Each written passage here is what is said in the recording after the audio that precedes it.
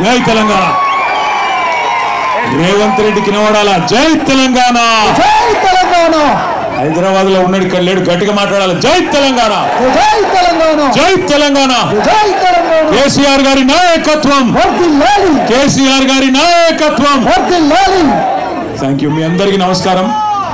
పెద్దలు, గౌరవనీయులు, మీ అందరి కోసం దాదాపు 40 రోజుల పాటు జైలు జీవితాన్ని కేవలం ఇక్కడ ఉండే గిరిజన దళిత రైతు బిడ్డల కోసం, వారి కోసం అండగా నిలబడ్డందుకు దాదాపు 40 రోజుల పాటు రేవంత్ రెడ్డి పగబట్టి జైల్లో పెట్టినా భయపడకుండా కొడంగల్లో మీకు ఎల్లవేళలా అండగా ఉంటున్న సోదరుడు పట్నం నరేందర్ రెడ్డి గారికి గట్టిగా చప్పట్లతో అభినందనలు చెప్పాలి. గౌరవనీయులు, నారాయణపేట జిల్లా పార్టీ అధ్యక్షులు సోదరులు మాజీ శాసనసభ్యులు అన్న రాజేందర్ రెడ్డి గారు, గౌరవనీయులు మాజీ మంత్రివర్యులు సోదరులు శ్రీనివాస్ గౌడ్ గారు, గౌరవనీయులు మాజీ మంత్రివర్యులు పెద్దలు శ్రీమతి సత్యవతి రాథోడ్ గారు, గౌరవనీయులు పెద్దలు మాజీ మంత్రివర్యులు శ్రీమతి సబితా ఇంద్రారెడ్డి గారు, మాజీ వ్యవసాయ శాఖ మంత్రివర్యులు పెద్దలు శ్రీ నిరంజన్ రెడ్డి గారు, మాజీ మంత్రివర్యులు బాల్కొండ ఎమ్మెల్యే పెద్దలు వేముల ప్రశాంత్ రెడ్డి గారు, మాజీ హోంశాఖ మంత్రివర్యులు పెద్దలు అన్న మొహమ్మద్ మహమూద్ అలీ గారు, గౌరవనీయులు శాసనసభ్యులు సోదరులు పాడి కౌశిక్ రెడ్డి గారు, అదేవిధంగా వేదిక పైన ఉన్న మాజీ ఎంపీ మాలోత్ కవిత గారు, ఇంకా గౌరవనీయులైన మాజీ మక్తల్ శాసనసభ్యులు చిట్టెం రామ్మోహన్ రెడ్డి గారు, దేవరకద్ర మాజీ శాసనసభ్యులు సోదరులు ఆలా వెంకటేశ్వర రెడ్డి గారు, మహబూబ్ నగర్ జిల్లా పార్టీ అధ్యక్షులు మాజీ మంత్రివర్యులు జడ్చర్ల పెద్దలు గౌరవనీయులైన డాక్టర్ లక్ష్మారెడ్డి అన్న గారు, తమ్ముడు డాక్టర్ ఆంజనేయ గౌడ్ గారు, గెల్లు శ్రీనివాస్ యాదవ్ గారు, ఇంకా పరిగి మాజీ ఎమ్మెల్యే అన్న మాకు బోవ పెట్టిన మహేష్ రెడ్డి గారు, వికారాబాద్ జిల్లా పార్టీ అధ్యక్షుడు వికారాబాద్ మాజీ శాసనసభ్యుడు సోదరుడు డాక్టర్ మెతుకు ఆనంద్ గారు, మరి లగచర్ల నుండి బయలుదేరి ఢిల్లీ దాకా జరిగిన పోరాటంలో మీ ఎంబడ మాతో పాటు అనుక్షణం నడిచిన మాజీ అడిషనల్ డీజీపీ అన్నగారు డాక్టర్ ఆర్ఎస్ ప్రవీణ్ కుమార్ గారు, అదేవిధంగా సోదరుడు ఇక వేదిక పైన ఉన్న మాజీ ఎమ్మెల్యే చందర్ గారు, ఎమ్మెల్సీ నవీన్ కుమార్ రెడ్డి గారు, ఇంకా పేరు పేరున షాద్ నగర్ మాజీ ఎమ్మెల్యే అంజన్న గారు. మరి స్టేజ్ మీద ఎవరు కనబడతలేదు తమ్మి, నేనేం చేయాలి? ఇంకా చాలా మంది ఉన్నారు, పెద్దలు వాల్య నాయక్ గారు, ఇంకా చాలా మంది ఉన్నారు. పేరు పేరున అందరికి నేను ఎవరో పేరు చెప్పలేదో వాళ్ళు మనసులనే తిట్టుకోండి, బయటికి తిట్టకుండ్రి. మా తమ్ముడు పట్నం అవినాష్ రెడ్డి గారు, కార్తిక్ రెడ్డి గారు, ఇంకా తమ్ముడు మైపాల్ గారు, ఇంకా చాలా మంది పెద్దలు ఉన్నారు. గత సంవత్సర కాలంగా ఇక్కడ ఒక దుర్యోధనుడు పరిపాలించినట్టుగా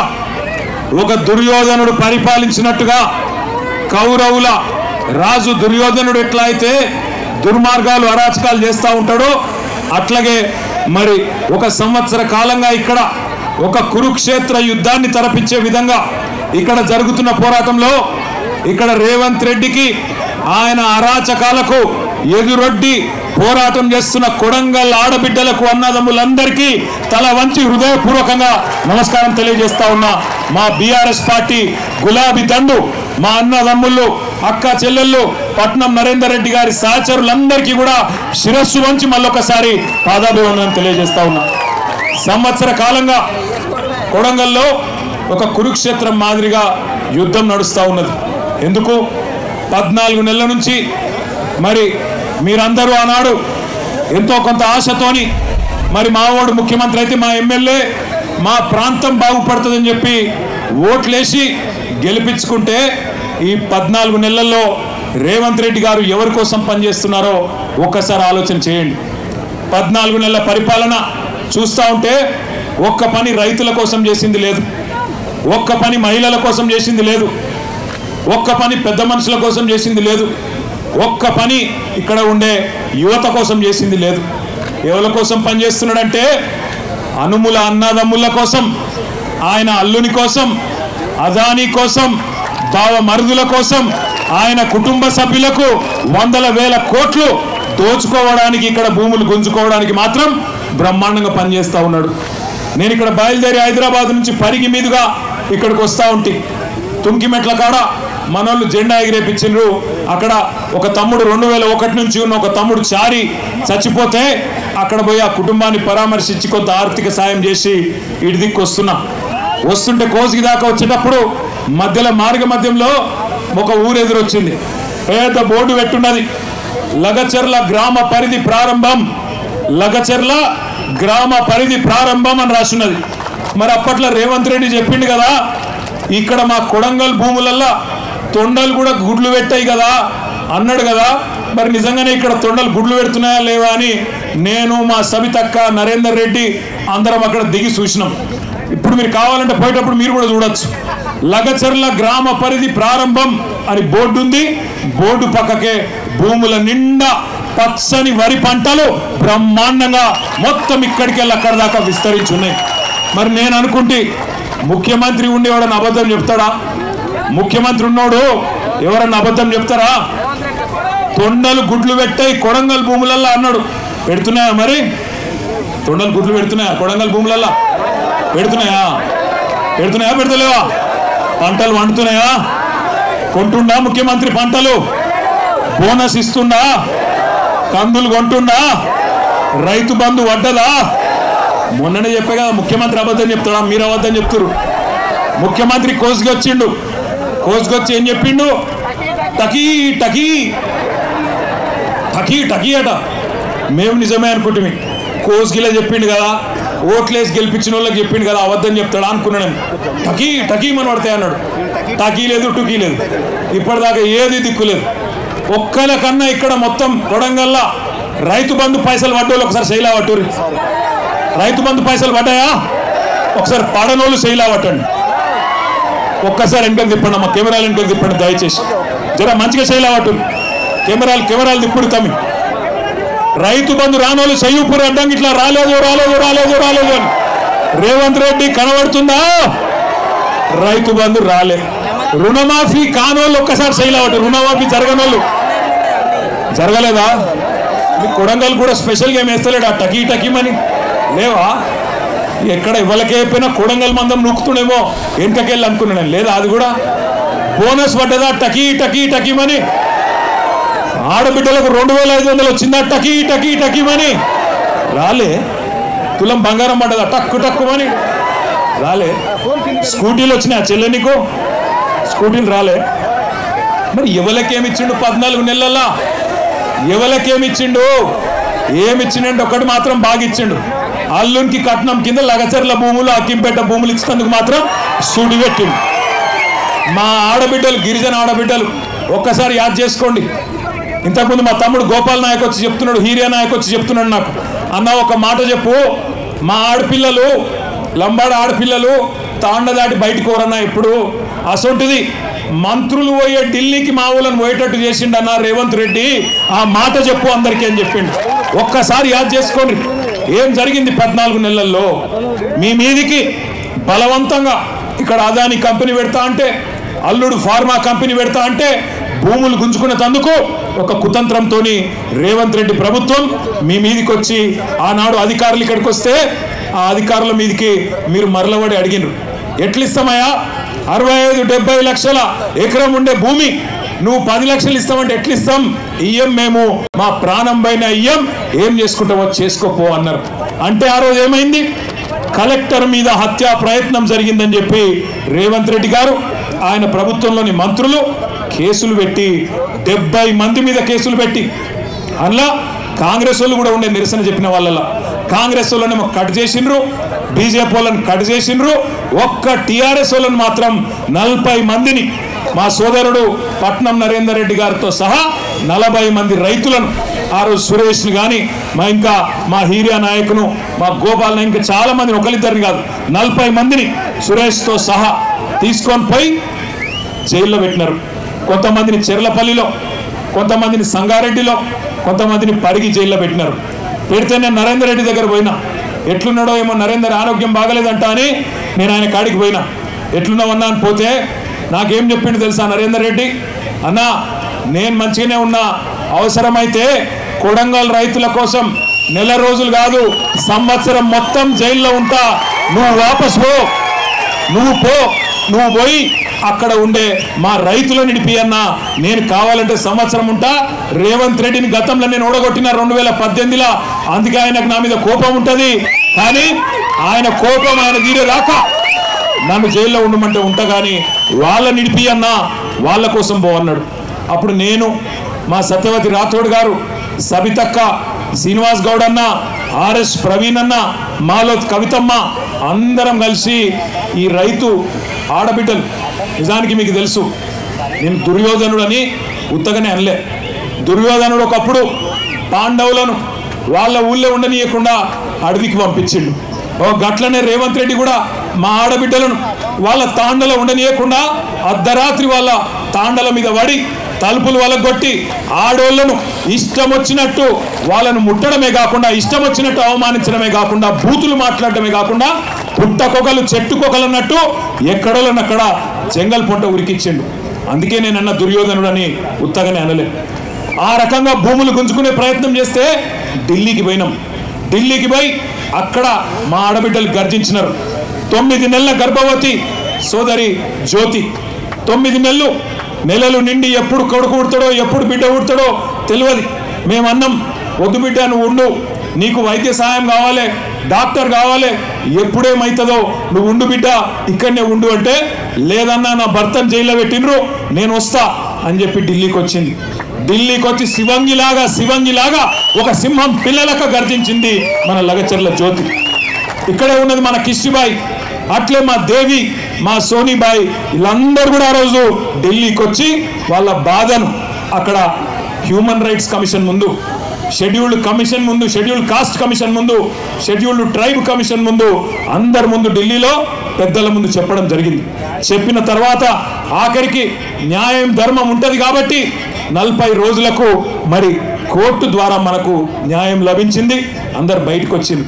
ఇవాళ సంతోషం ఎక్కడ అనిపించిందంటే, లగచర్ల దాటి ముందుకొస్తే హకీంపేటలో మా బంజారా ఆడబిడ్డలు హారతులతో స్వాగతం పలికి, అన్నా మా భూమి పోకుండా చూడే, నీకు దండం పెడతామని చెప్పి బొట్టు పెట్టి ఆడ టెంట్ కింద జ్యోతి ఉంటే జ్యోతి కాడికి తీసుకుపోయారు. ఏ జ్యోతి అయితే ఆనాడు 8-9 నెలల గర్భవతి ఉండేనో, ఇవాళ ఆమెకు బిడ్డ పుట్టింది.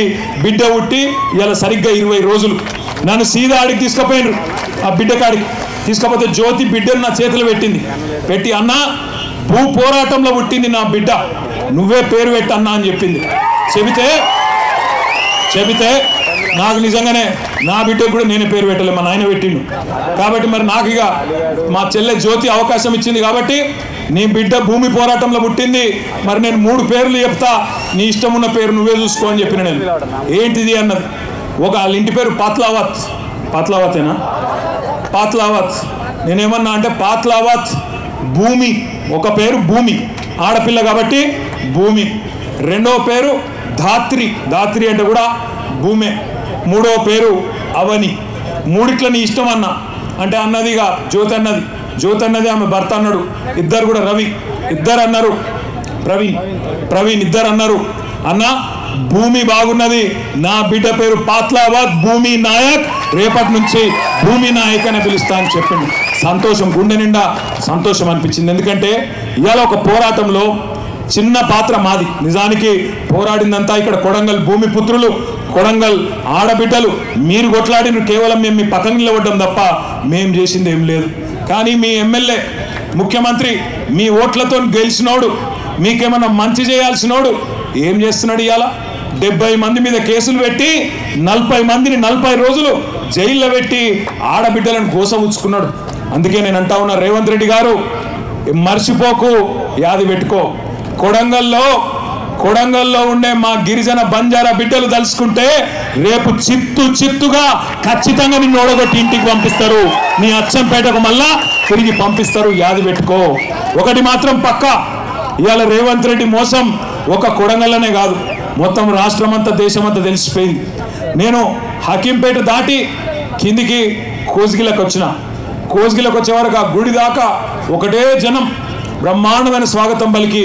నాకు నిజంగా అర్థం కాలే, మనం పోతుంది నిరసన దీక్షనా లేకపోతే మనం ఉప ఎన్నిక వచ్చి ఆయనతో రేవంత్ రెడ్డి ఓడిపోయి నరేందర్ రెడ్డి గెలిచిపోయి జులూస్ తీసుకుంటున్నావా నాకు అర్థం కాలే. ఆడికెళ్ళి ఇడికి రానికే గంట పట్టింది. నన్ను నా చేతులు ఆయన అటు గుంచి ఇటు గుంచి నా గోర్లు పోయి నాకు రక్తం కూడా వస్తుంది. గట్ల అయిపోయింది నా పరిస్థితి. అలా అంటే ఇవాళ ఎట్లున్నదంటే ముఖ్యమంత్రి నియోజకవర్గంలో కూడా ఎప్పుడు ఎన్నిక వస్తుందా, ఎప్పుడు కాంగ్రెస్ పార్టీని బొంద పెడదామా, వీళ్ళ మోసాలకు బుద్ధి చెప్పుదామా. నేను చెప్పేది కరెక్టేనా? కరెక్టేనా? పక్కానా? ఒక పని చేద్దాం మరి. రేవంత్ రెడ్డి గారు నీకు ఒక బంపర్ ఆఫర్ ఇస్తున్నాం. చలో నీకు ఒక బంపర్ ఆఫర్. నువ్వు అంటున్నావు కదా నేను కుల గణన చేసిన బీసీలందరూ సంతోషంగా ఉండరు, నేను రైతు బంద్ వేసిన రైతులందరూ సంతోషంగా ఉండరు, రైతు కూలీలకు పైసలు వేసిన వాళ్ళు సంతోషంగా ఉన్నారు, అందరు ఇండ్లకు కాయిదాలు ఇచ్చిన పేదోళ్ళందరూ సంతోషంగా ఉన్నారు అంటున్నావు కదా. దమ్ముంటే రేవంత్ రెడ్డి కొడంగల్ ఎమ్మెల్యే పదవికి రాజీనామా చేసి మళ్ళీ ఇక్కడికి రా, ఎవరు గెలుస్తారో చూద్దాం. నీకు మాటిస్తున్నాం. మేము ఇంతమంది రాము, నువ్వు భయపడకు. మేము ఇంతమంది రాము ప్రచారంకు. మా పట్నం నరేందర్ రెడ్డి నామినేషన్ వేసి ఇంట్లో కూర్చుంటాడు, బయటికి కూడా రాడు.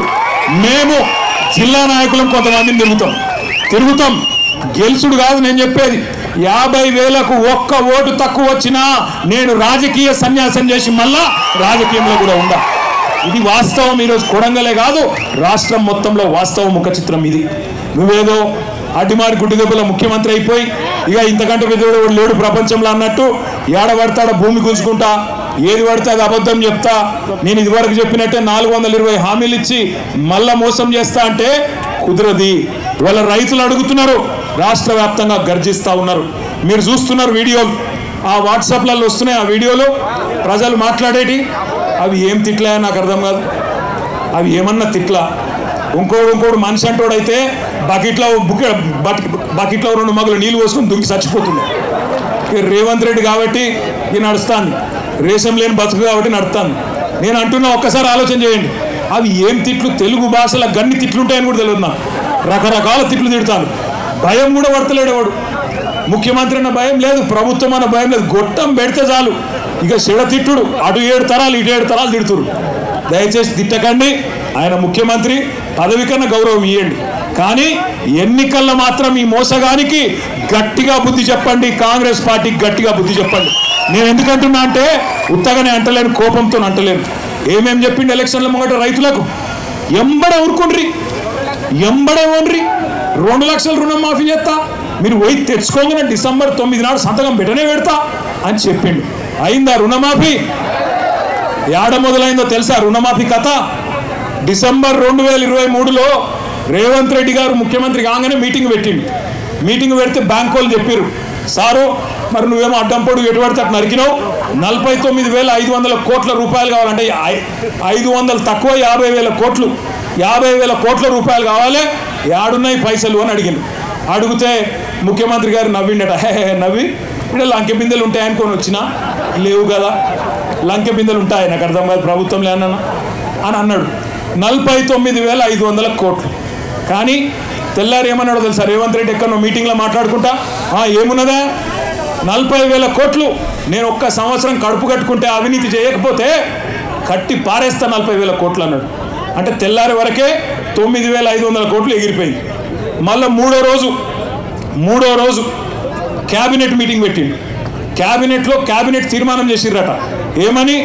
రైతు రుణమాఫీకి 31,000 కోట్లు సరిపోతాయని. ఇంకో 9,000 కోట్లు మింగిన ఆయన. ఆడికెళ్ళి మళ్ళా బడ్జెట్ పెట్టిండు అసెంబ్లీలో. బడ్జెట్లోకి వచ్చే వరకు 26,000 కోట్లు అని పెట్టిరు. మొన్న చూస్తే ఇక్కడనే కొడంగల్కి వచ్చి మాట్లాడుతుండు రేవంత్ రెడ్డి, నేను 18,000 కోట్లు ఇచ్చేసినా అయిపోయింది రుణమాఫీ అని. అవతలనేమో బట్టి విక్రమార్క గారు ఉప ముఖ్యమంత్రి గారు సావు కబురు సల్లగా చెప్పిండు, 18,000 కోట్లు ఎక్కడి, మనం ఇప్పటిదాకా 10-11,000 కోట్లు కూడా వేయలే అని బ్యాంకుల్లో చెప్పిండు.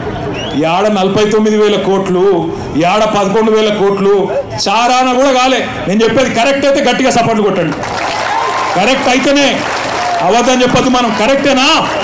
వినబడతలేదు, గట్టి కొట్టాలి. నిజమైతే రుణమాఫీ చారాన కాలే. అయితే నిన్న మా సబితక్క గిట్లనే ఒక మీటింగ్ పెట్టింది. ఆ చేవెళ్ళ కాన్స్టిట్యున్సీలో నవాబ్పేట అని ఊరు ఉంటుంది, ఆడ ధర్నా పెట్టింది సబితక్క పోయి ధర్నాలో కూర్చొని రుణమాఫీ అయిందా కాలేదా అని అడిగితే ఎదురుగా ఒక రైతు లేచిండట. లేచి అక్క అయిపోతుంది అక్క అన్నాడట. ఎప్పటికి అయిపోతుంది తమ్మి అంటే ఫిబ్రవరి 31 వరకు ఖచ్చితంగా చేస్తాడక్క రేవంత్ రెడ్డి అన్నదట. ఫిబ్రవరిలో 31 రోజులు ఉంటాయి. మీరు ఆ మాయకులు ఉన్నారు కొడంగల్ వాళ్ళు బాగా. ఫిబ్రవరి 31 అంటే కూడా నమ్ముతాడు. ఫిబ్రవరిలో 28 రోజులు ఉంటాయి, 4 ఏళ్ళలో ఒకసారి 29వ రోజు వస్తుంది, 31 ఆడు ఉంటుంది. రేవంత్ రెడ్డి కథకి ఇట్లుంటుంది. తులం బంగారం అన్నాడు, వచ్చిందా?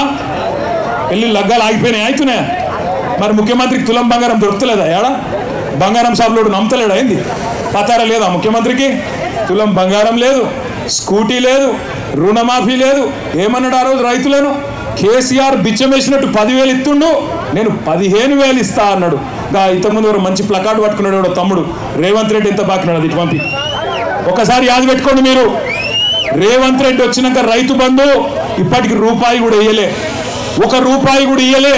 నేను ఉత్తగానే చెప్తలేను ఈ మాట, ఎందుకంటే ఆనాడు సరిగ్గా ఎలక్షన్లకు ముందు కేసీఆర్ గారు ముఖ్యమంత్రిగా ఉన్నప్పుడు, ఆనాడు మీరు యాద్ చేసుకోండి ఒక్కసారి, కేసీఆర్ గారు 12 సార్లు ఇచ్చిండు రైతు బంధు. ఒకసారి కాదు, 2 సార్లు కాదు, 12 సార్లు 73,000 కోట్ల రూపాయలు టింగు టింగు అనుకుంటా బ్రహ్మాండంగా మన ఖాతాలో పడుతుండే. అట్లనే కరెక్ట్గా మన ఎలక్షన్ ముందు కూడా, అసెంబ్లీ ఎలక్షన్ల ముందు కేసీఆర్ గారు 7,600 కోట్ల రూపాయలు జమ చేసి పెడితే ఇదే రేవంత్ రెడ్డి ఉత్తరం రాసిండు ఎలక్షన్ కమిషన్కు. రాసి కేసీఆర్ ఇచ్చిన రైతు బంధు వేస్తే మళ్ళీ రైతులు ఆయనకే గుద్దుతారు, నేను కొడంగల్లో కూడా ఓడిపోతా, మా పార్టీ ఓడిపోతుంది, మళ్ళీ గెలవది, ఆపు అన్నాడు. వాళ్ళు ఆపిను. ఇక బడేబాయి చోటేబాయి కదా, చోటేబాయి చెప్పిండు, బడేబాయి విన్నాడు, ఆపేసింది. ఆపినాక ఏమైంది? ఆపినాక అదే పైసలు రేవంత్ రెడ్డి ముఖ్యమంత్రి అయింది. అయినాక మరి వెంటనే ఇయ్యాలి కదా, ఇయ్యలే. 4 నెలలు ఆ పైసలు, కేసీఆర్ ప్రభుత్వం దాపెట్టిన పైసలు 4 నెలలు సతాయించి ఎప్పుడు ఇచ్చిండు? మళ్ళా పార్లమెంట్ ఎలక్షన్లప్పుడు. ఒకప్పుడు ఓట్లు డబ్బల పడాలి కాబట్టి నోట్లు మీ అకౌంట్లో వేసిండు. అది కూడా ఏంది? పాత పైసలే. 5,000 ఇచ్చిండు తప్ప 7,500 ఇయ్యలే. కాబట్టి మొదటి పంట బాకీ 2,500 రూపాయలు, ఎకరానికి 7,500 ఇస్తా అన్నాడు, 5,000 ఇచ్చిండు ఆనాడు డిసెంబర్ 23లో. ఆ తర్వాత వానాకాలం వచ్చింది, రైతు బంధు ఇచ్చిండు. ఆ వానాకాలం రైతు బంధు ఇచ్చిండు, అయ్యలేదా? ఇయ్యలేదు, ఎగ్గొట్టిండు. మరి అది బాకీ ఉన్నాడు కదా, ఎకరానికి 7,500, అది కూడా బాకీ ఉన్నాడు. 7,500 పాత బాకీ, 2,500, 10,000 బాకీ. మళ్ళీ ఇప్పుడు మళ్ళీ పంట వచ్చింది, మళ్ళీ నాట్లేసే టైం వచ్చింది. ఇప్పుడు ఎంత ఇవ్వాలి? మళ్ళీ ఇప్పుడు మళ్ళీ 7,500 ఎకరానికి ఇవ్వాలి. కాబట్టి రేవంత్ రెడ్డి మనకు మొత్తం ఉన్న బాకీ ఎంత? ఎకరానికి ఎంత? ఏమి కొడంగల్లో హుషారు లేరువా? ఎకరానికి 17,500 రూపాయలు బాకీ ఉన్నాడు. మా ఆడబిడ్డలు యాద పెట్టుకోవాలి. కాంగ్రెస్ వాడు వస్తాడు మళ్ళీ ఇంటికి, మళ్ళీ ఓట్లు వచ్చినాయి కదా, జెడ్పీటీసీ, ఎంపీటీసీ, సర్పంచ్ కాగానే అక్క, చెల్లె, అమ్మ, అత్త, చిన్నమ్మ, వదినే అనుకుంటూ వస్తారు. వచ్చి మళ్ళా ఇస్తూనే ఉన్నాం, రేవంత్ రెడ్డి ముఖ్యమంత్రి, మన ఎమ్మెల్యే ఆయననే, గుద్దు నువ్వైతే ముందు అని చెప్పి ఆయనతో గుద్దించుకుంటారు. అయితే ఏమవుతుంది లాస్ట్కు? మళ్ళీ 1 రూపాయి కూడా మళ్ళీ ఓట్లు దాటిండంటే ముందే కేసీఆర్ సార్ ఏం చెప్పిండు? రైతు బంధుకు రామ్ రామ్ అవుతుందని చెప్పిండా లేదా? కాంగ్రెస్ గవర్నమెంట్ వస్తే రైతు బంధుకు రామ్ రామ్ అవుతుంది అన్నాడా? అయినట్టే ఈయన మళ్ళీ ఓట్ల గండం దాటిండంటే రైతు బంధు మర్చిపోతాడు, పొరపాటున కూడా రైతు బంధు వేయడు. అందుకే దయచేసి దండం పెట్టి చెప్తున్నా, ఒక్కొక్క ఎకరానికి రేవంత్ రెడ్డి ప్రభుత్వం ఒక్కొక్క రైతుకు బాకీ ఉన్నది 17,500 రూపాయలు. ఇవాళ ఏందో పెద్ద మేలు చేసినట్టు 15,000 ఇస్తా అని చెప్పినోడు ఇప్పుడు నేను 12,000 ఇస్తా అని చెప్పి మోసం చేస్తాడు. మరి దాన్ని ఆమోదిద్దామా? 15,000 కాదు, 12,000 సరిపోతుందా? 15,000 ఇస్తానని చెప్పి ఓట్లు వేయించుకున్నాడు 12,000 చేస్తే మోసం కాదా? చీటింగ్ కేసు పెట్టద్దా? ఇప్పుడు నరేంద్ర అన్ననేమో జైలుకు పోయా 40 రోజులు. కానీ ఒకటి యాద పెట్టుకోండి, నరేంద్ర అన్ననేమో జైలుకు పోయింది రైతుల కోసం, రైతుల భూములు కాపాడేందు కోసం, గిరిజన బిడ్డల కోసం, దళిత బిడ్డల కోసం, బీసీ బిడ్డల కోసం, మీ భూముల కోసం. రేవంత్ రెడ్డి లెక్క 50 లక్షల రూపాయలు ఎమ్మెల్యేలను కొనతందుకు పోయి దొరికిపోయి దొంగ పని చేసి జైలుకు పోలే పట్నం నరేందర్ రెడ్డి. అందుకే నేను చెప్తున్నా, రేవంత్ రెడ్డి నీకు దమ్ముంటే, నీకు నిజంగానే సత్తా ఉంటే, నేను చెప్పిన మాటలు నిజం కాదు అని నువ్వు అనుకుంటే రాజీనామా చేసి కొడంగల్కు రా. మా పట్నం నరేందర్ రెడ్డి మా అభ్యర్థిగా వస్తాడు, ఎవరు గెలుస్తారో కొడంగల్ ప్రజలే తీర్పిస్తారు అనే మాట నేను విజ్ఞప్తి చేస్తా ఉన్నా. మీ అందరితో నేను ఇంకొక ప్రార్థన కూడా చేస్తున్నా. ఇక్కడికి వచ్చేటప్పుడు కంది రైతులు కొంతమంది కలిసిండ్రు. అన్నా, కేసీఆర్ సార్ ఉన్నప్పుడు కందులు ఎప్పటికప్పుడు కొంటుండే, మరి ఇప్పుడు మా జిల్లాలో ఈ రోజు వరకు 4-5 కూడా పెట్టలే కందుల కొనుగోలు కేంద్రాలు. అందులో కూడా మళ్ళీ రేషన్ పెడుతున్నారు, 3 క్వింటాల్లే కొంటామంటున్నారు. చాలా తప్పన్నా చెప్పన్నా రైతులకు అన్నాడు. మరి మన కంది రైతులకు కూడా నేను విజ్ఞప్తి చేస్తా ఉన్నా, అద్భుతమైన కంది పండించే రైతులు మన కొడంగల్లో, మన పరిగిలో, మన వికారాబాద్లో, మన తాండూరులో, ఈ ప్రాంతంలో నారాయణపేటలో చాలా మంది ఉన్నారు. మీరందరూ ఆలోచన చేయాలా. మనని ఇలా తొండలు గుడ్లు పెట్టని భూములను అవమానం చేస్తున్న ముఖ్యమంత్రి మనకు అవసరమా? ఆలోచన చేయండి. అట్లాగే ఇక్కడికి వస్తుంటే నాకు పెద్దలు కేసీఆర్ గారు ఒక మాట ఫోన్ చేసి చెప్పినారు. కేసీఆర్ సార్ దగ్గరికి ఈరోజు కొంతమంది వచ్చినారు. హుజూర్ నగర్ నుంచి నాయి బ్రాహ్మణ సోదరులు, రజక సోదరులు, వాళ్ళందరూ పోయి సార్ని కలిసిండ్రు. అక్కడ కలిసి ఆ రజక సోదరులు చెప్తున్నారట, సార్ మీరున్నప్పుడు మాకు 200 యూనిట్ దాకా మాకు కరెంటు ఫ్రీగా వస్తుండే. ఇవాళ రాష్ట్ర వ్యాప్తంగా ఇటు దోబీలు కావచ్చు, రజక సోదరులు కావచ్చు, అటు నాయి బ్రాహ్మణ సోదరులు, మంగళ సోదరులు కావచ్చు, మా అందరికీ మళ్ళీ బిల్లులు ఇస్తున్నాడు రేవంత్ రెడ్డి ప్రభుత్వం. సంవత్సరం బకాయి అంతా కూడా కట్టుమంటున్నాడు. ఒక్కొక్కరు 40,000 కట్టాలంటుండు. యాడికెళ్ళి కట్టాలి సార్ అని చెప్పి వాళ్ళు అడుగుతూ ఉన్నారు. ఉత్తమ్ కుమార్ రెడ్డి గారు మంత్రి, ఆయన సొంత నియోజకవర్గం నుంచి ఇవాళ రజక సోదరులు వచ్చి మన నాయకుడు కేసీఆర్ గారితో మొరబెట్టుకుంటా ఉన్నారు. అంటే ఎంత దారుణంగా ఉందో ఈ ప్రభుత్వం, ఆలోచన చేయాలి.